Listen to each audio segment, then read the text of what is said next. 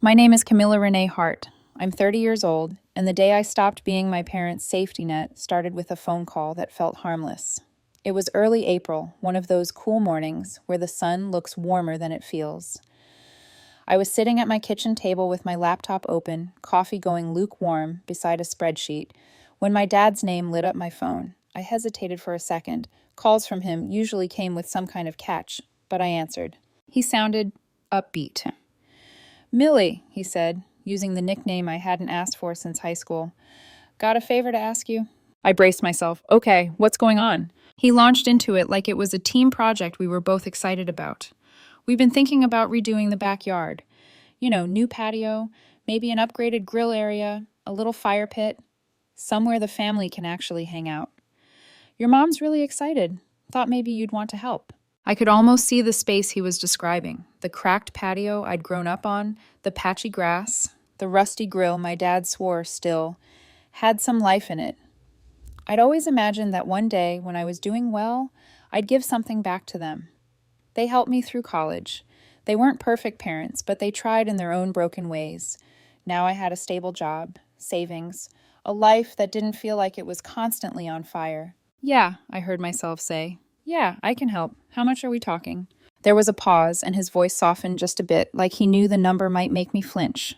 We got some quotes, 12,400, but we can figure something out. It doesn't all have to be on you. $12,400. I stared at the coffee ring on my table, did the math in my head, and realized I could cover it without destroying my life. I wouldn't be comfortable for a bit, but I wouldn't drown either. I'll take care of it, I said, all of it. He didn't argue. He didn't even pretend to push back. He just said, I knew you'd come through, kiddo. Like it was the most natural thing in the world that his daughter would drop 5 figures on a backyard. 2 days later, the first payments went out to the landscaping company from a separate renovation fund I set up. It felt good, in a way, like I was finally in a position to do something big for them. I picked out stone samples between Zoom meetings, traded emails with a designer about layout plans, and got picture updates every other day from my dad as the old patio was ripped up and the new one started to take shape. My mom called too, her voice lighter than I'd heard it in months. We're going to have the big party in June, she said. All the cousins, your uncles, some of Dad's friends. It's going to be beautiful, Camila. You'll love it. I pictured it. The twinkle lights, the grill, my mom actually laughing instead of complaining, my dad flipping burgers like some sitcom father. For a second, I felt like we were building something together. Not just stone and concrete, but maybe, I don't know, a second chance. That night, I told my boyfriend Lucas about it while we were making dinner in my tiny kitchen, moving around each other like we'd been doing it forever. So you just paid for all of it? He asked, chopping vegetables with easy, practiced motions. Yeah, I said, shrugging like it was no big deal. They helped me through school. I'm doing well now. Feels right. He gave me that look, the one that was equal parts admiration and concern. It's generous, he said. Borderline Saint Lavelle generous. Just make sure they're not expecting you to build their entire life for them. I laughed it off, but his words lodged somewhere in the back of my mind. His ex-girlfriend used to tell him he was too soft with people, always giving more chances than he should. She still sent the occasional passive-aggressive message when she saw us post something together, little reminders that she didn't think I deserved what I had. Sometimes I wondered if Lucas saw the same softness in me that he'd had to grow out of. Weeks went by. The backyard transformed from a cracked, uneven patch of concrete into something out of a catalog. My dad texted me photos of the new stone, the half-built fire pit, the frames for the new seating area. My mom called to talk about menus and decorations for the June party. She kept saying we, like we were all in this together. I let myself believe it. Then my phone rang one afternoon while I was stuck in traffic. It was my aunt. She started with small talk. How was work? How was Lucas? Had I tried that new restaurant downtown? Then, as I merged onto the freeway, she dropped it like it was nothing. Oh, by the way, the party will just be for immediate family. Hope you understand. Something in my chest went cold. Immediate family? I repeated. Yeah, she said, breezy and cheerful. Just your parents, your brother, me, my husband, the kids. You know, the core group. It'll just be easier that way. Fewer people, less drama. The core group, I said slowly. So, not me. There was a tiny pause. The kind people leave when they know they've said something sharp and hope you'll pretend you didn't feel it. Well, you know what I mean, she said. Anyway, I just wanted to make sure there were no hurt feelings. You're fine with that, right? I didn't trust my voice, so I used the one thing I knew wouldn't betray me. Sure, I said. Thanks for letting me know. We hung up 10 seconds later. I sat in my parked car outside my apartment building for a full minute, engine off, fingers tight around the steering wheel. Then I grabbed my phone and texted my dad. Is it true the backyard party is immediate family only and I'm not invited? I watched the bubbles appear, disappear, reappear. When his reply landed, it was 3 words. Don't be dramatic. That was the moment something in me snapped. Not because I wasn't invited, but because they never even thought I might care. They thought I was stupid enough to pour $12,400 into a space I wouldn't even be welcome to stand in. I didn't reply to my dad. I didn't call my mom. I didn't scream into the phone.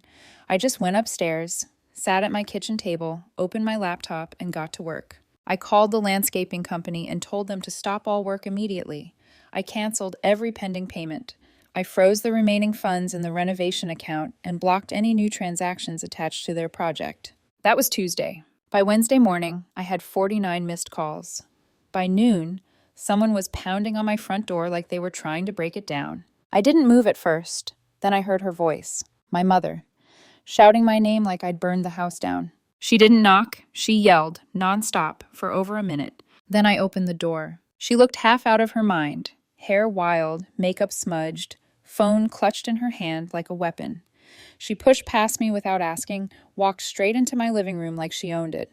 "The hell is wrong with you?" she snapped. "You embarrassed your father." I laughed. Not because it was funny, but because I genuinely couldn't believe she was serious. "I'm not paying for a backyard meant to host a party I'm not invited to," I said. "You don't get to cut me out and keep my money." She didn't like that.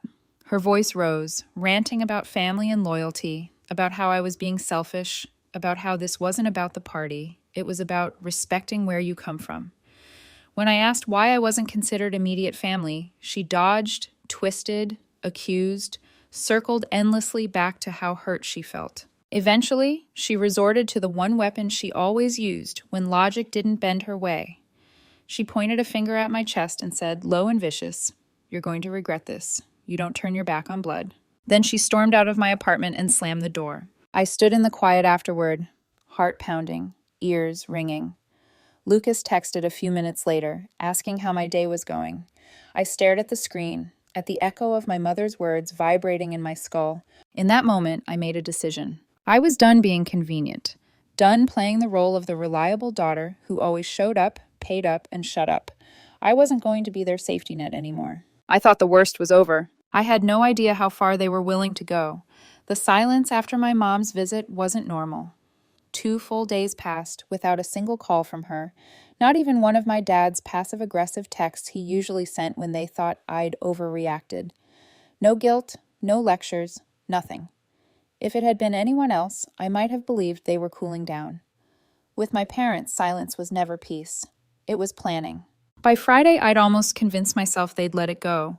I told Lucas what happened, and he listened with that steady focus that made me feel both seen and painfully exposed. "They'll try something else," he said finally, wiping his hands on a dish towel.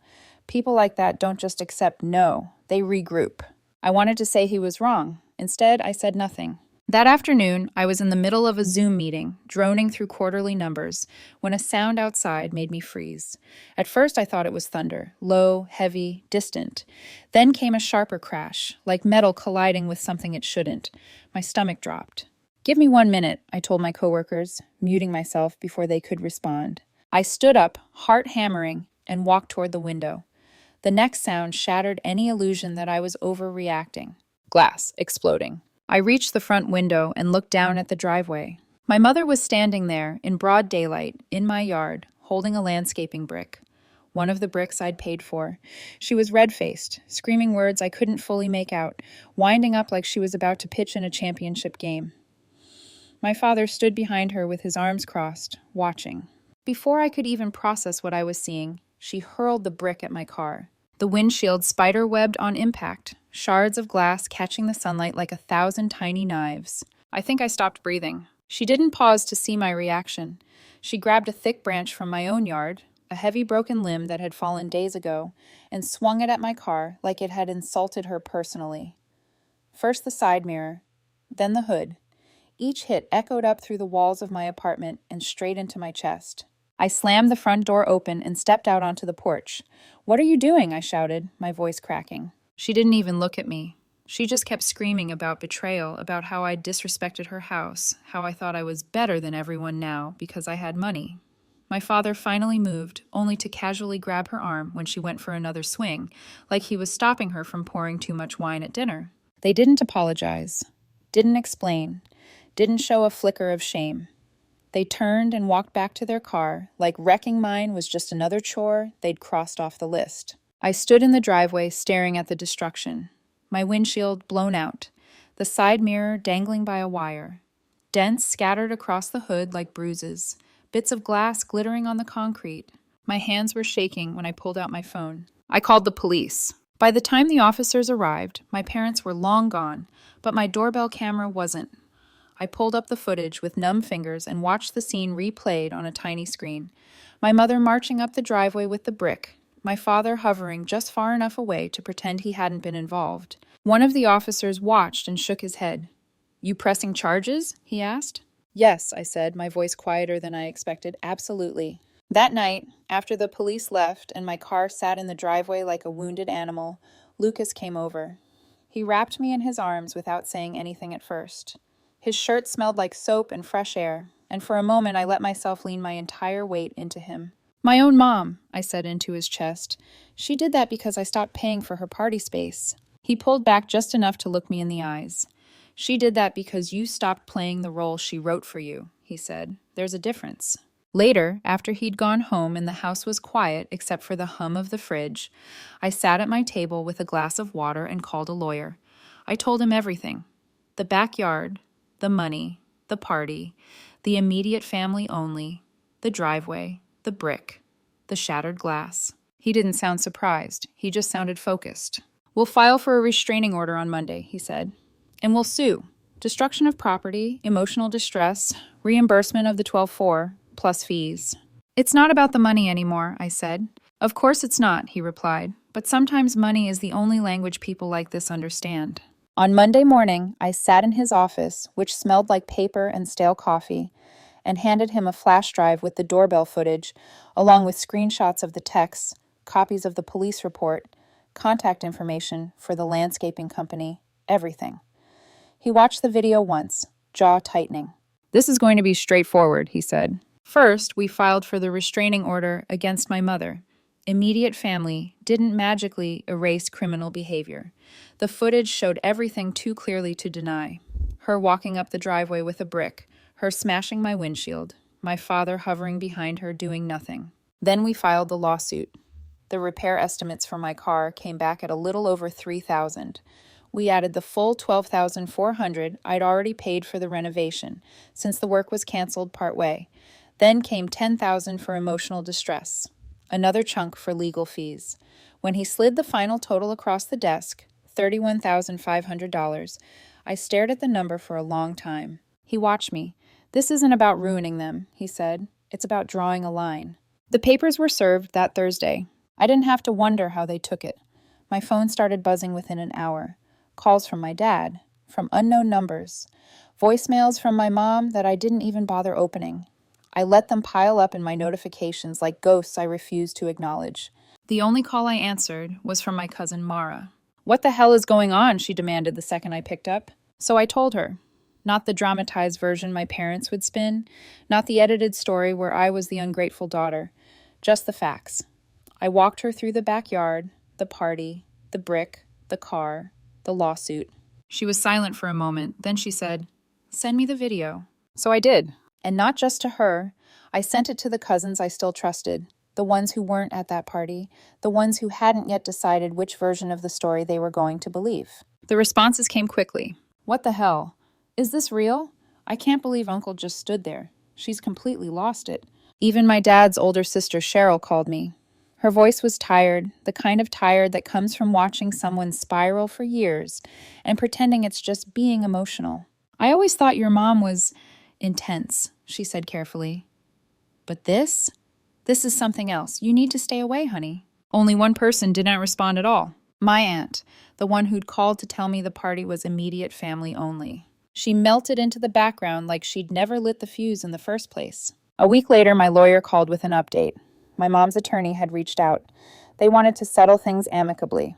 Their version of amicable meant I dropped the restraining order, dismissed the lawsuit, and we all just magically moved on. No damages, no apology, no accountability. They think you'll back down, my lawyer said. They're banking on you being the same girl who always made it easier for them. I pictured my smashed car, my mom's face twisted with rage, my dad standing there, hands in his pockets. "Reject it," I said. "No negotiation. Let it go to court." That night, my dad texted me. "We should talk this out like adults." I stared at the message, the irony burning. This from the man who watched his wife destroy my car. The man who stayed silent until the legal papers landed on his porch. I didn't respond.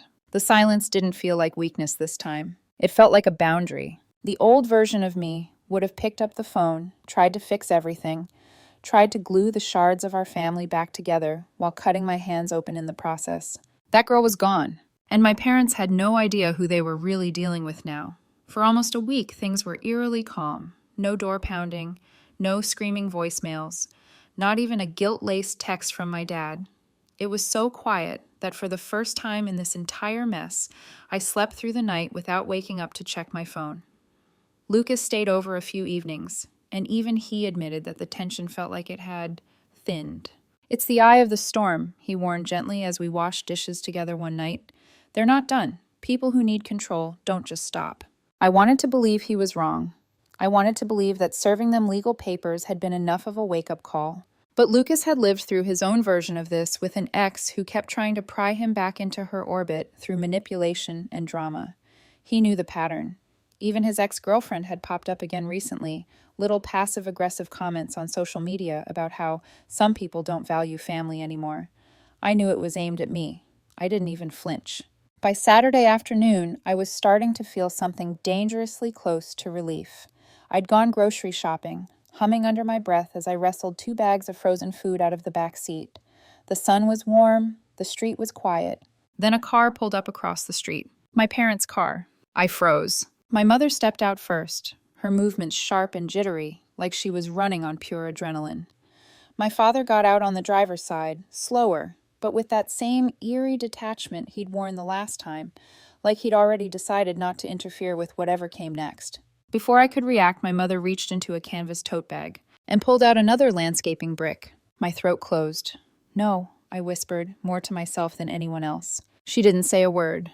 Not one. She marched across the street and hurled the brick straight at my car. It hit the back windshield. The glass cracked in a perfect, horrifying line. I dropped the grocery bags. Frozen peas spilled across the driveway. "Are you out of your mind?" I shouted, stumbling backward toward the front door. But she didn't hear me. Or maybe she did and didn't care. She was yelling again. Something about betrayal, about disrespect, about how I'd ruined her life by involving lawyers. My dad got out of the car holding something long and wooden. For a split second, my brain couldn't process what it was. Then he swung it. A broomstick. Maybe a shovel handle. He slammed it against the driver's side door. Once. Twice. The dull thuds vibrated through the air, through the ground, through my chest. I ran inside and locked the door. My hands shook so hard I almost dropped my phone as I dialed 911. "They're destroying my car again," I told the operator, voice trembling. "My parents. They already did this once. There's a restraining order." The operator stayed on the line. "Stay inside. Officers are being dispatched." While she talked, I peeked through the blinds. My parents were in a frenzy, swinging, shouting, shattering. Neighbors gathered on their lawns. Someone filmed. A kid on a bike stared in wide-eyed silence. 7 minutes. That's how long it took for the police to arrive. 7 minutes of my parents vandalizing my car like it owed them money. When the officers pulled up, my mother was mid-throw with a second brick from her tote bag. My dad had dented both side doors beyond repair. The officers shouted, pulled them apart, and handcuffed them right in my driveway. My mother screamed about betrayal. My father yelled something about talking privately. Neither looked at me. Neither apologized. It was like watching strangers get arrested. Dangerous strangers who somehow still expected my sympathy. While giving my statement, I realized something that shook me harder than the smashed glass. If I had walked outside to stop them, they wouldn't have stopped. They might have turned the violence toward me without even thinking.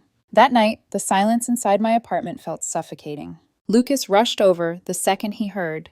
The moment I opened the door, he gathered me into his arms. His voice was gentle but firm. "You're not safe around them anymore, Camilla." "I know," I whispered. He held me tighter. "They crossed the line days ago, but today, this was something else. This wasn't anger. This was obsession." My lawyer called the next morning. He didn't sound surprised, just angry on my behalf. "This gives us grounds for criminal charges in addition to the civil suit," he said. "Document everything. Keep every bill, every repair estimate, forward all messages. We'll expedite the restraining order." I spent that afternoon taking photos of the damage. The back window shattered into a glittering mosaic. The doors dented, deep scratches carved into the paint. It didn't look like a car anymore. It looked like a warning. A message written in violence. The judge approved the expedited restraining order within 24 hours. My mother was barred from coming within 500 feet of my home, my car, my workplace. My dad wasn't included, but he hadn't come near me since the incident. Maybe because he was ashamed. Maybe because he was afraid. Or maybe because he was just tired of being her shadow. For a week, I didn't hear from them. Not directly, but the voicemail started again. From my mom, screaming through tears, calling me a traitor, insisting I'd ruined her life by pressing charges. I didn't listen to more than 2 seconds of any of them. I forwarded all of them to my lawyer. Then the messages from the extended family began. Not all angry, some cautious, some confused, some pleading. "Your mom didn't mean it. You're overreacting. Don't ruin the family. Why can't you just let it go?" One message, just one, made my blood boil. "You know she only did this because she loves you, right?" Love? That wasn't love. That was ownership. That was destruction. That was rage fueled by entitlement. I blocked half the numbers. I muted the rest. My world pulled inward, small and tight and quiet. Lucas stayed close, but he didn't smother. He let me breathe. He let me break down when I needed to. Let me sit in silence when my thoughts were too loud. Even when his ex posted something snide about people who throw away their families, he ignored it entirely. He didn't let her pull him back into her chaos, and seeing that somehow gave me strength to avoid being pulled back into mine. Just when it felt like things couldn't possibly escalate again, when the legal process was underway, when the restraining order had been served, when the neighbors had finally stopped talking about the driveway incident, something shifted. A cousin called. His voice was uncomfortable. He said there had been a family meeting at my aunt's house. The aunt who told me the party was immediate family only. The aunt who lit the fuse that started this entire explosion. The aunt who hadn't said one word to me since everything began. Apparently, she'd decided to clear the air. What she actually did was declare war. And I wasn't even in the room to defend myself. My cousin Zach called me late. Later than he ever would, unless something was genuinely wrong. His voice was tight, uneasy. "I didn't want to be the one to tell you," he said, "but you need to know what happened tonight." He told me that nearly the whole extended family had gathered at my aunt's house. The same aunt who'd told me the June party was immediate family only. The same aunt who'd vanished into silence the moment things went bad. She'd invited everyone except me. "They said it was a family discussion," Zach explained. "But it wasn't. It was, God, Camilla, it was something else." He took a breath, then continued. "She stood up in the living room holding this manila folder like she was unveiling evidence in a courtroom. She said she had something everyone needed to see. Proof that you'd been planning all of this. The lawsuit, the backyard cancellation, everything." I felt the blood drain from my face. My aunt had always been manipulative, but this was a different league entirely. "She passed around printouts, Kanad," Zach continued. "Screenshots, text messages, supposedly from you." "What did they say?" I choked out. He hesitated. "They were edited, Camilla, obviously fake. They look so damn sloppy I can't believe anyone believed them. Stuff like you bragging about getting back at your parents and how you were going to make them pay. One even said you hated your parents and were only pretending to be the good daughter." My throat tightened. He lowered his voice. "I knew they weren't real. Anyone who's ever actually texted with you would know." But not everyone in the room had real context or real loyalty. Some cousins bought the story instantly. Others hesitated. A few were horrified but stayed silent, unwilling to confront the aunt who'd just thrown gasoline on an already burning family. Then Zach said something that made my stomach twist. "She said you've been ungrateful your whole life. that your mom sacrificed everything for you, that this lawsuit was revenge because you're jealous of the family closeness you never had. I didn't know whether to cry or laugh. This wasn't manipulation anymore. This was character assassination. Why would she do this? I whispered. Zach sighed. You really don't know? No. She's scared, Camilla. Scared of what happens when people realize how much you've done for them. He paused. She told no one that you've been paying for her daughter's textbooks and school fees for months. If that comes out, her whole family pillar image collapses. So she went on the offensive. That hit like a punch to the chest. I had paid thousands, quietly, privately, to help her daughter stay in school when her husband lost his job. Never told anyone, never wanted credit. And now she was fabricating evidence to destroy me. How did you even find out about the fake messages? I asked, my voice thin. One of the cousins took a picture and sent it to me, he said. I'm sending it to you now. When the image arrived, I stared at it in disbelief. The timestamps were wrong. The formatting was off. Some lines were written in phrasing I'd never use in a million years. It didn't even look like my texting style. But lies don't need to be perfect. They just need people who want to believe them. I felt something inside me settle, not soft, not fragile, but sharp, cold, precise. Send me every picture they gave out, I said. He didn't question me. He just sent them all. And that night, I posted the truth. Not vengeance, not rage, just facts. I posted the real messages between me and my parents. I posted the call logs, the police report, the repair estimates, the screenshot showing the backyard renovation payments, every dollar with my name on it. I blurred identifying details, but I didn't hide the impact. Then I posted the tuition statements, the ones showing payments for my aunt's daughter. Clear, documented, undeniable. I didn't accuse anyone. I didn't name my aunt. I didn't rant. I just captioned it. Here's the context. Within hours, my inbox exploded. Camilla, oh my God, I'm so sorry. We didn't know. Why would she lie like that? I had no idea you helped Sarah with school. I can't believe this. One cousin wrote, Maya left the family group chat the second your post went up. Good. But the real blow didn't come online. 3 days later, a small envelope appeared in my mailbox. No return address, no name, just my first name handwritten on the front. Inside was a single sheet of paper, folded twice. The handwriting was unmistakable. You think you've won, it said, but you've just declared war on the wrong person. No signature, just a photo tucked inside. A photo of me, standing in my front yard, holding a takeout bag, taken from across the street. My skin crawled. My aunt hadn't just lied. She hadn't just manipulated. She had someone watching me. I took the letter and photo straight to my lawyer. He didn't try to hide how disturbed he was. This isn't family conflict anymore, he said. This is stalking. We need to involve the police again and file a restraining order against your aunt. I nodded, but my eyes kept drifting back to the photo. The angle, the distance, the targeting. Someone had been close enough to watch me walk to my door, close enough to follow my movements, close enough to know where I lived and when I was alone. I thought I had experienced the worst my family could do. I was wrong. Something darker had been simmering beneath the surface, something that didn't care about guilt or love or blood, something that only cared about winning. And suddenly, even my home didn't feel like mine anymore. For 2 days after receiving that envelope, I barely slept. Every creak in the apartment made me flinch. Every passing shadow outside my blinds felt like someone watching. Even Lucas noticed the difference in my breathing when he stayed over, my body tense even in sleep, waking at the smallest noise. Camilla, he whispered one night, brushing a strand of hair from my forehead. You're safe here. He meant it, but the truth was I didn't feel safe anywhere. My lawyer filed the restraining order against my aunt immediately. The police took the letter and the photo, and their expressions hardened when they saw the angle of the shot. This wasn't taken carelessly, one officer said. Whoever did this was hiding, watching. I moved out of my apartment 3 days later. I packed everything I could fit into boxes and bags, while Lucas and a friend helped me haul furniture out to a rented truck. I didn't tell my parents. I didn't tell my aunt. I didn't tell any extended family besides one cousin I trusted. The fewer people who knew where I lived, the better. My new place was across town, a small apartment in a building with a gate, a code, a front desk, and cameras on every corner. I installed additional locks, motion detectors, and an indoor camera facing the door. My stomach only stopped twisting when I secured the last lock that night.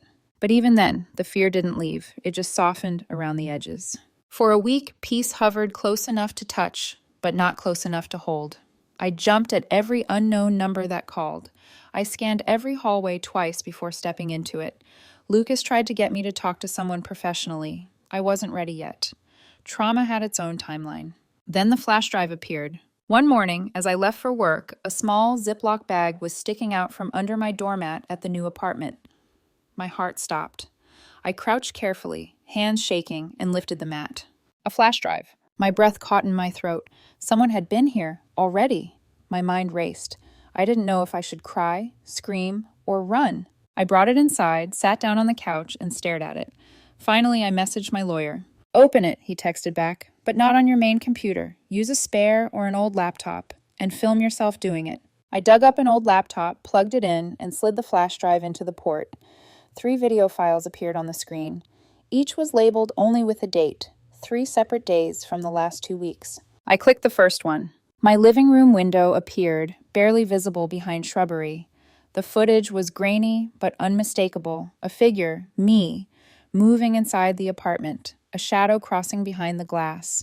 Someone had filmed it from outside, hidden in the bushes, close enough to see movement, close enough to know when I was home. My stomach lurched. I opened the second. This one showed me in my driveway at night, taking out garbage bags. The camera had been tucked behind a parked car. My silhouette was sharp against the street lamp light, oblivious. The third was worse. My bedroom window, filmed from the backyard area of the complex, where no one should have access. A dim outline of my room. A brief flash of movement when I walked past.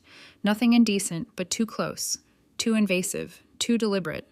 I slammed the laptop shut. My hands were trembling so hard I had to sit on them. Lucas arrived minutes later after I called him.